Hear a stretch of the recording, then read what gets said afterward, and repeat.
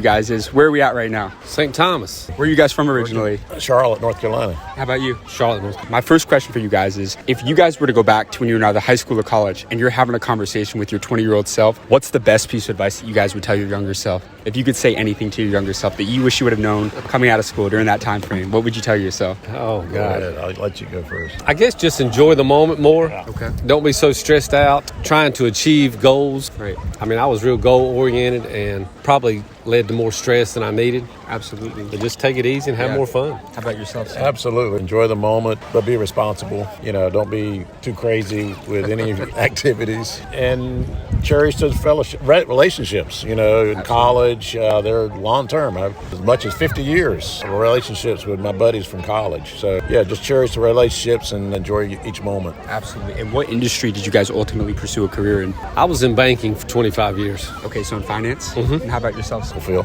The medical field. What are you doing exactly? Family doctor. You were a doctor? Yeah. Physician, Family doctor, I've been a family doctor for 42 years. That's amazing. So I guess I'll ask you guys, it's 2023 just started. How can someone start their path to becoming financially free in today's world? If there's anything that you've seen throughout your career that's led to your guys' success, how can someone really start their path to becoming financially free?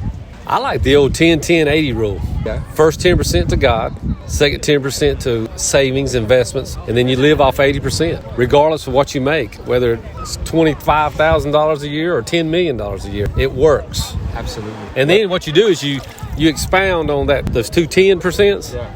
You make those more. Wow. So I'm going to come to you next, but I wanted to ask you real quick, for that 10% that you're looking to invest, from what you have seen throughout your career and you were in finance, where do you think people should really look to invest to kind of grow the income that they do have? They're trying to, go beyond just the current income and they want some more residual income. Where should people look to put their money in today's world? Take after the old Warren Buffett concept.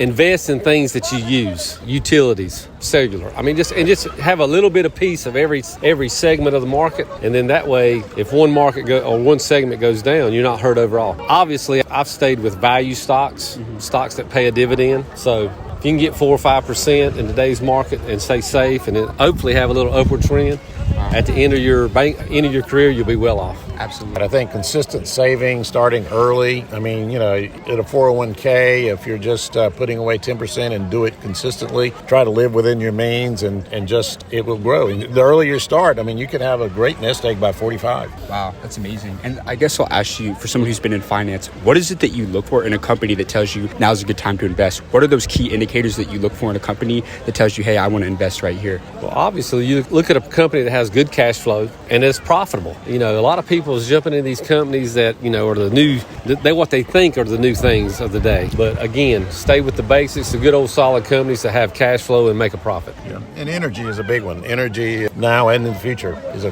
great area to be in. Well, he has a lot more expertise in the medical field, the biopharmacy type. I think, the cutting edge is immunotherapy. I mean, anything that the biologics and the new therapies that are coming out now are just tremendous, and they're just going to grow. Wow. So. Absolutely. And just two last questions for you guys. But, you brought up healthcare, you brought up energy, but what do you guys think is the best industry that people should be looking to get into in today's world?